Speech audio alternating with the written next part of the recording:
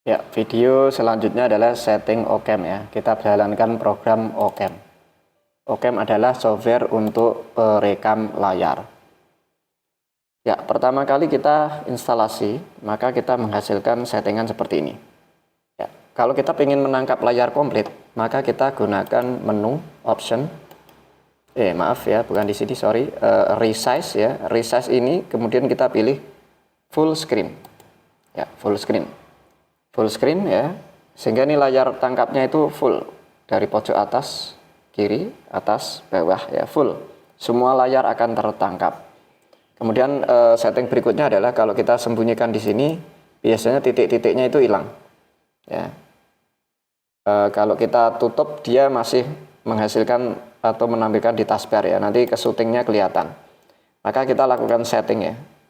Setting supaya supaya dia tidak terlihat nanti. Di mana letaknya? Di sini ada tulisan include the cursor ya. Jadi kita rekamnya nanti layar kursor seperti ini ya tetap muncul. Kalau sebagai tutorial ini bagusnya tetap muncul. Tapi kalau rekaman sebuah video ya kita pengennya ini nggak muncul ya. Kemudian always on top ya, selalu di depan. Kemudian use try icon ya, apakah ini namanya try icon ya. Jadi akan di pojokan bawah di sini. Dia tidak dicentang hide app ya. Di sini ada tulisan hide app when app is minimized. Sembunyikan aplikasi ketika dia di minimize ya. Jadi kalau kita minimize maka dia sembunyikan. Jadi di sini nggak akan muncul di taskbar ini. Ya. Nah, ini yang bagusnya ini nih. Ya, hide app when app start ya. Ketika Ocam dinyalakan, dia tidak akan muncul di sini, langsung hilang di pojokan di sini. Ya, bagus gak? Kalau saya lebih mendingan tampil dulu ya, baru kita tutup nanti.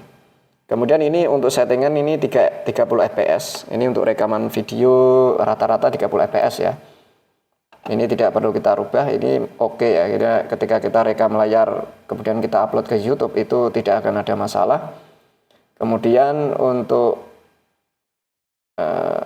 resize-nya ini kalau mau disetting di sini, tapi kita tadi udah gunakan full ya. Hidden recording area. Jadi ketika ini settingannya ketika kita ngerekam ya dia hide ya, akan tersembunyi titik 4 tadi ya, titik 6 1 2 3 4 5 6 ya, ada titik pojok-pojok tadi hilang.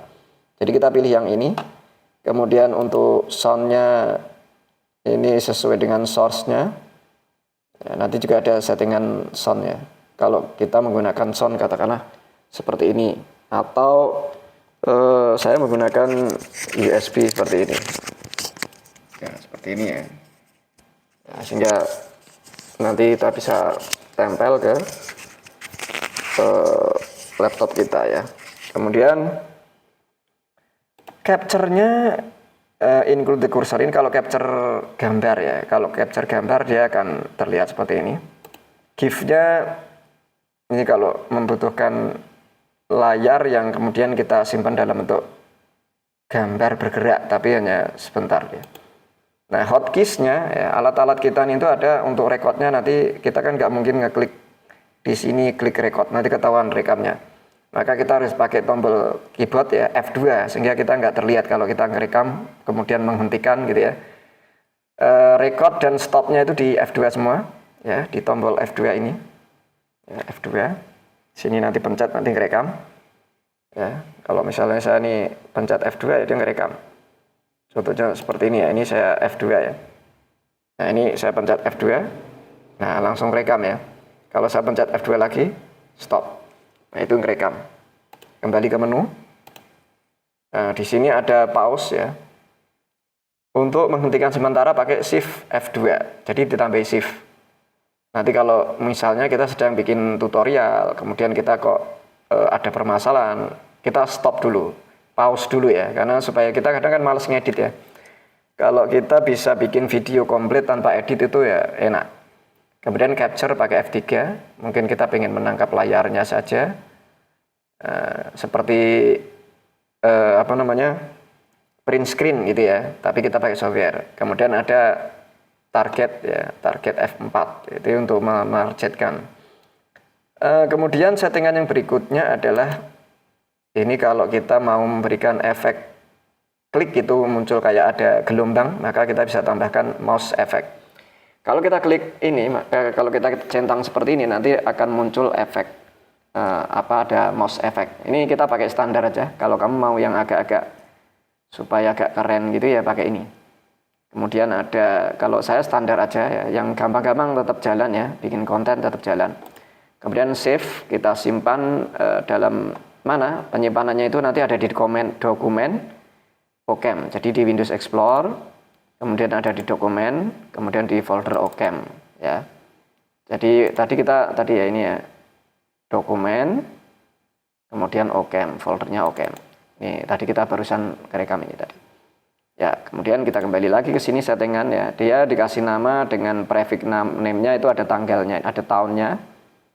Nama prefixnya apa kalau kita mau tambahi, kemudian YZ tahun, ada tahun, bulan dan hari. Di sini akan ada nama record tahun 2025 bulan 11 ya, tanggal 12.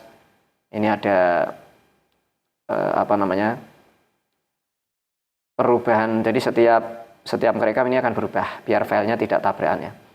Kemudian time limit kita bisa setting. Misalnya kita mau bikin rekamnya ini cocoknya kalau kita pas ada acara ya, kita tinggalkan ya, misalnya kita mau rekam pas ada Zoom lah katakanlah, waktunya 1 jam.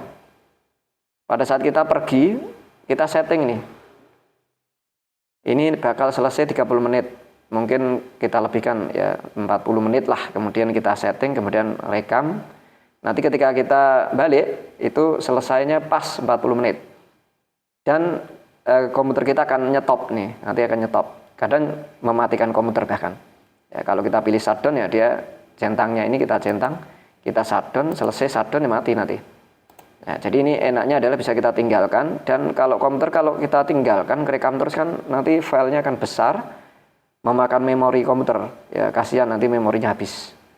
Kita stop aja di beberapa jam, atau kalau tepat misalnya nanti selesainya 30 menit itu ya selesaikan 30 menit. Jadi yang penting waktu yang kita tinggalkan itu bisa kerekam ya, kita bisa dapat hasil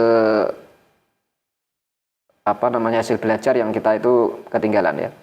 Kalau kita ingin dapat watermark, misalnya video kita kasih watermark di tengah ya, kita ambil aja gambar ya, kemudian kita gunakan watermark. Mau ditaruh mana? Di atas kah? Di tengah ya, watermarknya di tengah. Kemudian ditransparansikan di sini ya. Opacity ini transparansi. Jadi kalau dia tulisannya putih ya, kemudian kita transparansikan 50%, maka ada tulisan tapi agak remang-remang sehingga gambar atau video yang di belakangnya masih kelihatan. Ini pakai opacity ya. Kemudian kalau kita menggunakan webcam, kita mau centang di sini juga bisa ya. Kita sambil ngerekam sambil melihat webcam kita. Performance ya, kelihatannya itu doang ya yang perlu kita lakukan penyetingan ya.